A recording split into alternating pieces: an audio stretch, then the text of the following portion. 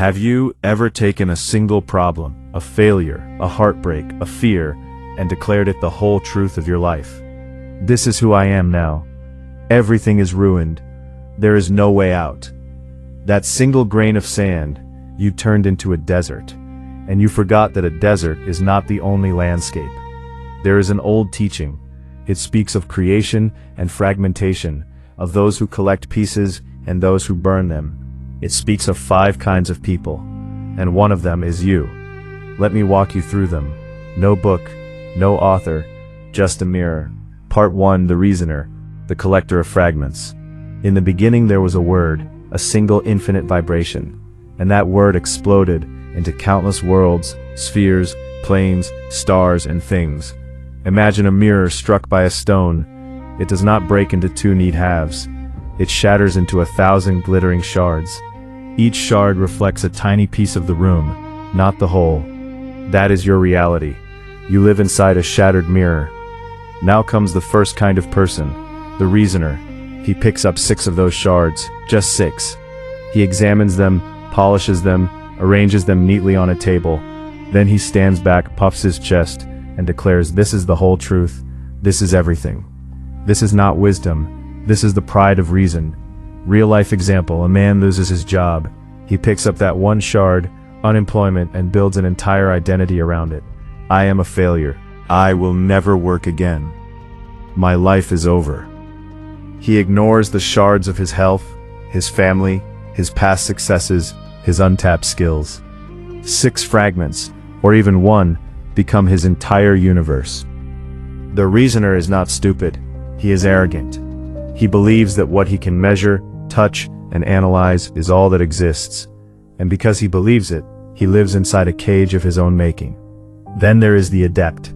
She looks at the same 6 shards and sees not chaos, but pattern. She arranges them not just neatly, but beautifully, like a mosaic. She harmonizes contradictions. She balances opposites. She says this is not the whole truth, but it is the heart of it, the core. This is the stage of emotional intelligence, of therapy, of self-help that works, for a while. Real-life example, the same unemployed man goes to therapy. He learns to balance his fear with hope. He practices gratitude, meditation, journaling. He stops saying I am a failure and starts saying I am a human who failed at one thing, but I also love my children, and I can cook, and I have friends. This is better, much better, but it is still a dance inside the fragments. He has just learned to walk without cutting his feet. The adept is wise, but wisdom, at this level, is still a performance. She knows the heart of the matter, but not what lies beyond the heart. Then comes the master of the temple. She does not arrange the shards. She does not harmonize them. She destroys them. One by one, she picks up the fragments. Success, failure, love, loss, identity, meaning, and she lets them fall into fire. She does not replace them with better stories. She does not reframe them into affirmations. She simply uncreates them. And when every shard has turned to dust, she does not declare victory. She does not shout. She does not explain. She speaks not. Real-life example. Have you ever sat alone after a terrible loss, and for one breath you forgot your own name? Not because you were confused, because for a moment, there was no need for a name. That is the master's territory. No positive thinking, no negative thinking, just stillness. She dissolves the very ground on which problems grow. This is not for everyone. Most people run back to the shards because silence is terrifying. But the master has learned that silence is not empty. It is the only thing that was ever real. After destruction, there is always residue, ash, dust, the ghost of what was. The Magus takes that ash and breathes it back into the word, not the shattered word, the original word, the one that exploded at the beginning. He does not create a new system. He does not build a new religion. He reformulates the source and then steps out of the way. Real-life example. Think of a scientist who spends decades proving a theory. Then, at the end of his life, he writes a single equation, so simple, so elegant, that it changes everything. Or a poet who burns all her earlier work and writes one last line, 7 words, that contain the whole of her existence. The Magus does not accumulate, he condenses. He turns 1,000 fragments back into a single, silent seed. Finally, there is the Ipsissimus.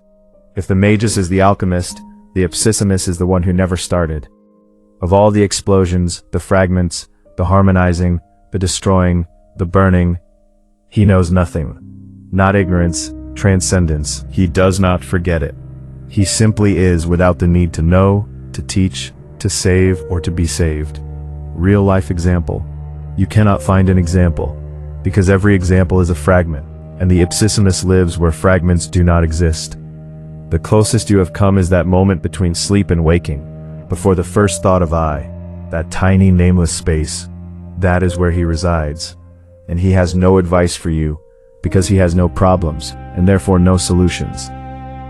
You are not the reasoner forever. You are not the adept forever.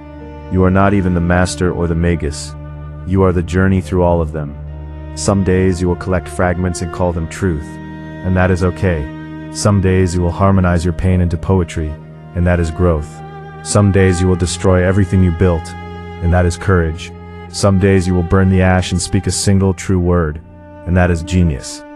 And one day, perhaps not in this life, you will know nothing, and you will be free. But for now, just notice, which stage are you in today? Are you collecting, harmonizing, destroying, burning, or just being? Do not judge yourself. Just watch. Because the one who watches, the witness behind the reasoner, the adept, the master, the magus, and the Ipsissimus, that one was never broken. And that one needs no fixing. This is Chapter 6, Caviar, not about fish eggs, about the layers of truth you shed on your way back to silence. If this resonated, subscribe for more. Every week we walk through another chapter, not of a book, but of the only mirror that matters, the cracked mirror. See you in the next one.